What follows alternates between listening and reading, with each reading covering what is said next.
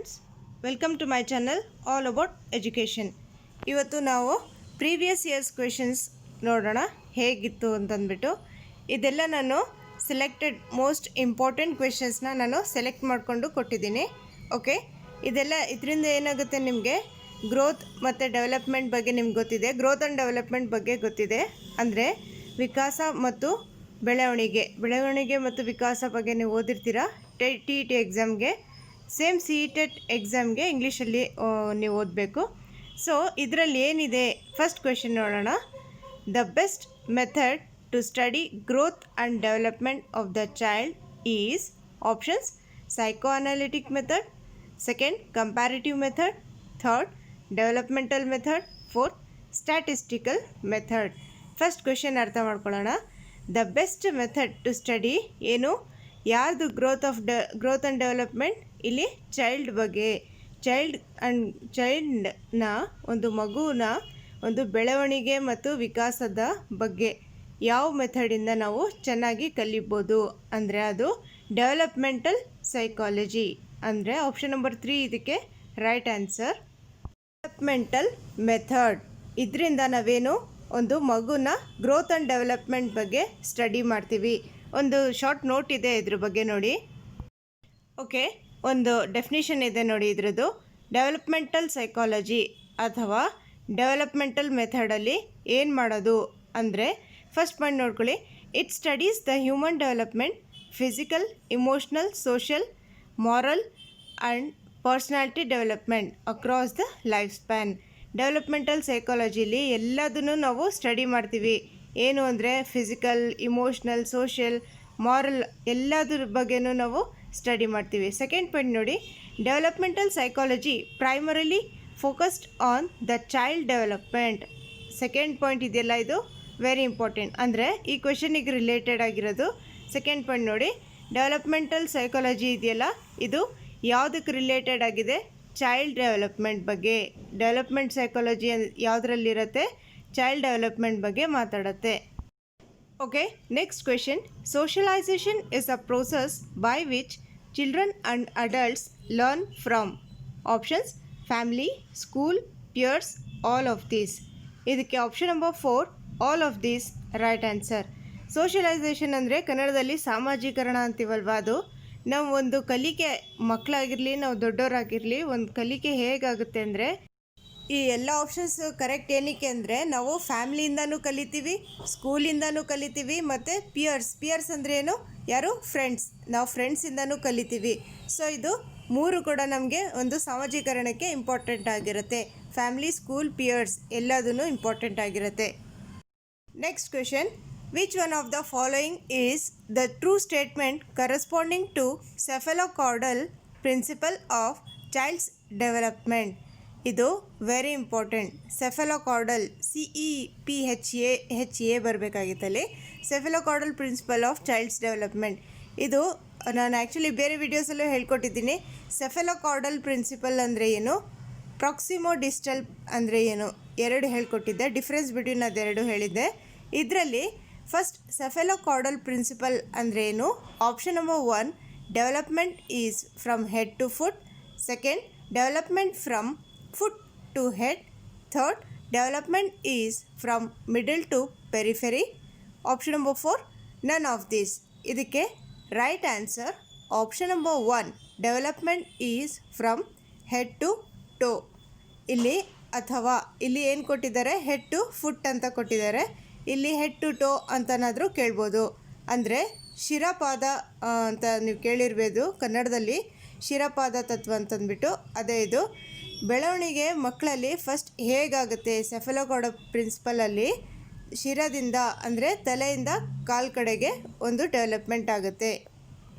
ನೋಡಿ ಈ ಸ್ಲೈಡಲ್ಲಿ ನೀವು ನೋಡ್ಬೋದು. ಸೆಫೆಲೋಕಾರ್ಡಲ್ ಡೈರೆಕ್ಷನ್ ಅಂದರೆ the process of cephalocaudal direction from head down to tail. ಇಲ್ಲಿ head to down to tail ಅಂತನಾದರೂ ಕೇಳ್ಬೋದು. ನೋಡಿ, ಹೆಡ್ ಟು ಟೋ ಅಥವಾ ಹೆಡ್ ಟು ಫುಟ್ ಅಥವಾ ಹೆಡ್ ಟು ಟೇಲ್ ಮೂರು ಒಂದೇ. ಇದೇನಾಯಿತು? ಸೆಫೆಲೋಕಾರ್ಡಲ್ ಪ್ರಿನ್ಸಿಪಲ್ ಆಯಿತು. ಈ ಇಮೇಜ್ ತೋರಿಸೋದ್ರಿಂದ, ನೀವು ನೋಡೋದ್ರಿಂದ ನಿಮಗೆ ಚೆನ್ನಾಗಿ ಮೈಂಡಲ್ಲಿ ನೆನಪಿಗಿರುತ್ತೆ. ಹೆಡ್ ಟು ಟೋ ಅಥವಾ ಹೆಡ್ ಟು ಫುಟ್ ಅಂತ ಇದ್ದರೆ ಅದೇನಾಯಿತು? ಸೆಫೆಲೋಕಾರ್ಡಲ್ ಪ್ರಿನ್ಸಿಪಲ್ ಆಫ್ ಡೆವಲಪ್ಮೆಂಟ್. ನೋಡಿ, ಇದ್ರ ಬಗ್ಗೆ ಇನ್ನೂ ಡೀಟೇಲ್ಸ್ ಇದೆ. ಸೆಫೆಲೋಕಾರ್ಡಲ್ ಮೀನ್ಸ್ ಹೆಡ್ ಟು ಟೋ. ಅಂದರೆ ಸೆಫೆಲೋಕಾರ್ಡಲ್ ಅಂದರೆ ಏನು ಗೊತ್ತಾಯ್ತಲ್ವ? ಹೆಡ್ ಟು ಟೋ, ತಲೆಯಿಂದ ಕಾಲುವರೆಗೂ, ಅಂದರೆ ಬೆರಳುಗಳವರೆಗೂ, ಕಾಲಿನ ಬೆರಳು ಇರುತ್ತಲ್ಲ ಅಲ್ಲಿವರೆಗೂ ಅಂತಂದ್ಬಿಟ್ಟು ಸೆಫೆಲೋಕಾರ್ಡಲ್ ಅಂದರೆ. ಸೆಫೆಲೋ ಅಂದರೆ ಏನು? ಸೆಫೆಲೋ, ಬರೀ ಸೆಫೆಲೋ ಅಂದರೆ ಏನು? Describes things related to head and brain ಮತ್ತು ಹೆಡ್ಡಿಗೆ ರಿಲೇಟೆಡ್ ಆಗಿರುತ್ತಲ್ಲ, ಅದಕ್ಕೆ ಏನು ಹೇಳ್ತೀವಿ? ಸೆಫೆಲೋ ಅಂತ ಹೇಳ್ತೀವಿ. ಕಾರ್ಡಲ್ ಅಂದರೆ ಏನು? ಒಂದು ಟೋ ಅಥವಾ tail. Toe or tail, caudal ಅಂದರೆ. ಓಕೆ, ನೆಕ್ಸ್ಟ್ ಪಾಯಿಂಟ್ ನೋಡಿ. It means there is an axis of increased growth extending from head towards the feet. ಇಲ್ಲಿ ಏನಾಗುತ್ತೆ, ಒಂದು ಗ್ರೋತ್ ಇರುತ್ತಲ್ಲ, ಅದು ಒಂದು ಹೆಡ್ಡಿಂದ ಒಂದು ಕಾಲಿನ ಕಡೆ ಒಂದು ಎಕ್ಸ್ಟೆಂಡ್ ಆಗ್ತಾ ಹೋಗ್ತಾ ಇರುತ್ತೆ. ಲಾಸ್ಟ್ ಪಾಯಿಂಟ್ ನೋಡಿ. Represents the changes in all body proportions during normal growth and development.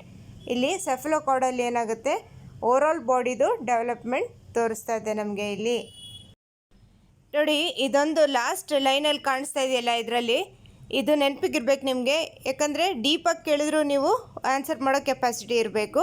ಇಲ್ಲಿ ಏನು ಕೇಳಿದ್ದಾರೆ ಅಂತಂದರೆ, ಒಂದು physical control comes in the order. ಇವಾಗ ಒಂದು ಬಾಡೀಲಿ, ಒಂದು ಮಗು ಬಾಡೀಲಿ ಫಿಸಿಕಲ್ ಕಂಟ್ರೋಲ್ ಹೇಗೆ ಬರುತ್ತೆ, ಒಂದು ಆರ್ಡ್ರಲ್ಲಿ ಬರುತ್ತೆ. ಹೇಗೆ ಅಂದರೆ ಹೆಡ್ಡಿಂದ ಆರ್ಮ್ಸ್ ಕಡೆ, ನೆಕ್ಸ್ಟ್ ಫಸ್ಟ್ ಹೆಡ್, ಆದಮೇಲೆ ಆರ್ಮ್ಸ್, ಅದಾದಮೇಲೆ ಲೆಗ್ಸ್. ಈ ಆರ್ಡರಲ್ಲಿ ಏನಾಗುತ್ತೆ, ಒಂದು ಮಗು ಬಾಡಿಯಲ್ಲಿ ಒಂದು ಕಂಟ್ರೋಲ್ ಬರುತ್ತೆ. So again the process of cephalocaudal direction is from head down to the tail. This means that improvement in structure and function comes first in the head. First ಹೆಡ್ಡಲ್ಲಿ ಬರುತ್ತೆ, head region, then in the trunk and last in the leg region. So ಇವಾಗ ನಿಮಗೆ ಸೆಫೆಲೋಕಾರ್ಡಲ್ ಬಗ್ಗೆ perfect ಆಗಿದ್ದೀರಾ. ಸೆಫೆಲೋಕಾರ್ಡಲ್ ಬಗ್ಗೆ ನೀವು ಇವಾಗ ಡೀಟೇಲಾಗಿ perfect ಆಗಿಬಿಟ್ರೆ ಆಟೋಮೆಟಿಕ್ಕಾಗಿ ನೀವು ಪ್ರಾಕ್ಸಿಮೋ ಡಿಸ್ಟಲ್ ಬಗ್ಗೆ ಅರ್ಥ ಮಾಡ್ಕೋತೀರಾ. Next question. Determinants of individual differences in human beings related to. Options: differences in environment, differences in heredity, interaction between heredity and environment, both heredity and environment interacting separately. ಇದಕ್ಕೆ option number 3 interaction between heredity and environment right answer. ಏನಕ್ಕೆ ಅಂದರೆ ಇಲ್ಲಿ ಕ್ವೆಶನಲ್ಲಿ determinants ಅಂತ ಕೇಳಿದಾರಲ್ಲ, ಅದು ಒಂದು determinants ಅಂದರೆ ಒಂದು factors ಅಥವಾ ಒಂದು ಕಾಸಸ್. ಒಂದು ಇಂಡಿವಿಜುವಲ್ ಡಿಫ್ರೆನ್ಸಲ್ಲಿ ಅಂದರೆ ಒಬ್ರಿಗೆ ಒಬ್ಬರು ಡಿಫ್ರೆನ್ಸ್ ಇರುತ್ತಲ್ಲ, ಅದು ಮೇಯ್ನ್ ಕಾಸ್. ಏನಕ್ಕೆ ಒಬ್ರಿಗೊಬ್ರು ಬೇರೆಯವ್ರು ಬೇರೆ ಇರ್ತಾರೆ, ಅಂದರೆ ಡಿಫ್ರೆನ್ಸಸ್ ಇರುತ್ತೆ ಒಬ್ಬರಿಂದ ಇನ್ನೊಬ್ಬರಿಗೆ. ಅದು ಏನಕ್ಕೆ ಮೇಯ್ನ್, ಅದರ ಏನು ಕಾಸ್ ಅಥವಾ ಅದರ ಫ್ಯಾಕ್ಟರ್ ಏನು ಅಂತಂದ್ಬಿಟ್ಟು ಡಿಟರ್ಮಿನೆಂಟ್ಸ್ ಅಂದರೆ ಏನು ಅಂತಂದರೆ, ಅದು ಹೆರಿಡಿಟಿ ಆದರೂ ಆಗಿರ್ಬೋದು ಅಥವಾ ಒಂದು ಎನ್ವಿರಾನ್ಮೆಂಟಿಂದನೂ ಆಗಿರ್ಬೋದು. ಸೊ ಅದು interaction between heredity and environment both ಅಂತ ಹೇಳ್ಬೋದು. ಅದು ಒಂದು ಇಂಡಿವಿಜುವಲಲ್ಲಿ ಡಿಫ್ರೆನ್ಸಸ್ ಹೇಗೆ ಏನಕ್ಕೆ ಬರುತ್ತೆ ಅಂದರೆ ಎರಡು ಇನ್ಫ್ಲುಯೆನ್ಸ್ ಆಗುತ್ತೆ. ಅಂದರೆ ಒಂದು interaction between heredity and environment both. Next question. Term PSRN in development implies. ಇದಕ್ಕೆ option number 1 problem solving, reasoning and numeracy. ಇದಕ್ಕೆ ರೈಟ್ ಆನ್ಸರ್. ಎಲ್ಲ ಆಪ್ಷನ್ಸ್ನ ಓದಲ್ಲ, ಕನ್ಫ್ಯೂಷನ್ ಆಗುತ್ತೆ. ಸೊ ಇದಕ್ಕೆ right answer problem solving, reasoning and numeracy. ಕೆಲವೊಂದು ಬುಕ್ಸಲ್ಲಿ ಏನು ಕೊಟ್ಟಿದ್ದಾರೆ, ಆಪ್ಷನ್ ನಂಬರ್ 3 ಅಂತ ಕೊಟ್ಟಿದ್ದಾರೆ. Perceptual skills, reasoning and numeracy option number 3 ಇದೆಯಲ್ಲ, ಅದು ಕೊಟ್ಟಿದ್ದಾರೆ. ಕೆಲವು ಬುಕ್ಸಲ್ಲಿ ಆಪ್ಷನ್ ನಂಬರ್ 1 ಕೊಟ್ಟಿದ್ದಾರೆ, ಕೆಲವು ಬುಕ್ಸಲ್ಲಿ ಆಪ್ಷನ್ ನಂಬರ್ 3 ಕೊಟ್ಟಿದ್ದಾರೆ. So actually option number 1 is the right answer. Problem solving, reasoning and numeracy. Next question. Vygotsky proposed that child development is options: due to genetic components of a culture, second a product of social interaction, third a product of formal education, fourth a product of assimilation and accommodation. ನಿಮಗೆಲ್ಲ ಗೊತ್ತಿರಂಗೆ ಇವರು socio cultural theory ಅಂದರೆ ವೈಗೋಸ್ಕಿ ಅವ್ರ theory ಹೆಸರೇನು? Socio cultural theory. ಇವರು ಒಂದು ಸಮಾಜದ ಬಗ್ಗೆ ಮಾತಾಡಿದ್ರು, ಒಂದು ಕಲ್ಚರ್ ಬಗ್ಗೆ ಮಾತಾಡಿದ್ರು. ಅಂದರೆ ಒಂದು ಸಾಮಾಜಿಕ ಅಂದರೆ ಒಂದು ಸೋಷಿಯಲ್ ಎನ್ವಿರಾನ್ಮೆಂಟಲ್ಲಿ ಮಕ್ಕಳದು ಡೆವಲಪ್ಮೆಂಟ್ ಆಗುತ್ತೆ ಅಂತ ಹೇಳಿದರು. So option number 2 A product of social interaction, ಇದಕ್ಕೆ ರೈಟ್ ಆನ್ಸರ್. ಫೋರ್ತ್ ಆಪ್ಷನ್ ನೋಡಿ, A product of assimilation and accommodation ಇದೆಯಲ್ಲ, ಅದು ಪಿಯಾಜೆ ಅವರು ಮಾತಾಡಿದ್ದು. ಅಸಿಮ್ಯುಲೇಷನ್ ಮತ್ತು ಅಕಾಮಡೇಷನ್ ಬಗ್ಗೆ ಪಿಯಾಜೆ ಅವರು ಹೇಳಿದ್ದು. So option number 2 is the right answer. ಒಂದು ಡೆವಲಪ್ಮೆಂಟ್ ಆಗಬೇಕಾದ್ರೆ, ಚೈಲ್ಡ್ ಡೆವಲಪ್ಮೆಂಟ್ ಆಗಬೇಕಾದ್ರೆ ವೈಗಾಸ್ಕಿ ಅವ್ರ ಪ್ರಕಾರ ಏನು, ಒಂದು ಸೋಷಿಯಲ್ ಇಂಟರಾಕ್ಷನ್ ಇರಬೇಕು. Next question, Gardner formulated A list of 7 intelligences. Which among the following is not one of them? Options: spatial intelligence, emotional intelligence, interpersonal intelligence, linguistic intelligence. ಇದಕ್ಕೆ option number 2 emotional intelligence right answer. ಏನಕ್ಕೆ ಕ್ವೆಶನಲ್ಲಿ not ಅಂತ ಕೇಳಿದ್ದಾರೆ. ಏನಕ್ಕೆ emotional intelligence ಅಂತಂದರೆ, ಒಂದು image ಇದೆ, ತೋರಿಸ್ತೀನಿ. Gardner ಅವ್ರದ್ದು ಇಂಟೆಲಿಜೆನ್ಸಸ್ಸಲ್ಲಿ ಏನಿದೆ, ಸ್ಪೇಷಿಯಲ್ ಇಂಟೆಲಿಜೆನ್ಸ್ ಇದೆ, ಇಂಟರ್ಪರ್ಸ್ನಲ್, ಇಂಟ್ರಾಪರ್ಸ್ನಲ್, ಲಿಂಗ್ವಿಸ್ಟಿಕ್ ಅಥವಾ ವರ್ಬಲ್ ಇದೆಲ್ಲ ಇದೆ. ಆದರೆ ಇದು ಇಮೋಷ್ನಲ್ ಇಂಟೆಲಿಜೆನ್ಸ್ ಇದೆಯಲ್ಲ, ಅದು ಗಾರ್ಡ್ನರ್ ಅವ್ರದ್ದಲ್ಲ. ಅದು ಯಾರ್ದು ಅಂದರೆ ಗೋಲ್ಮ್ಯಾನ್ ಅವ್ರದ್ದು. ನೋಡಿ, ಇದರಲ್ಲಿ multiple theory of intelligence Gardner ಅವ್ರದ್ದು ಏನಿದೆ, ಇದರಲ್ಲಿ ಇಂಟರ್ಪರ್ಸ್ನಲ್, ಇಂಟ್ರಾಪರ್ಸ್ನಲ್, ಬಾಡಿಲಿ ಕೈನೆಸ್ಥೆಟಿಕ್, ಮ್ಯೂಸಿಕಲ್, ಲಾಜಿಕಲ್ ಅಥವಾ ಮ್ಯಾಥಮೆಟಿಕಲ್, ವರ್ಬಲ್ ಅಥವಾ ಲಿಂಗ್ವಿಸ್ಟಿಕ್ ಇದೆ, ನ್ಯಾಚುರಲಿಸ್ಟಿಕ್ ಇದೆ, ಮತ್ತು ವಿಜುವಲ್ ಸ್ಪೇಷಿಯಲ್ ಇದೆಲ್ಲ ಇದೆ. ಆದರೆ ಇದರಲ್ಲಿ ಏನಿದೆ, ಇಮೋಷ್ನಲ್ ಇಂಟೆಲಿಜೆನ್ಸ್ ಮಾತ್ರ ಇಲ್ಲ. Next question, which of the following is the true statement in reference to intelligence?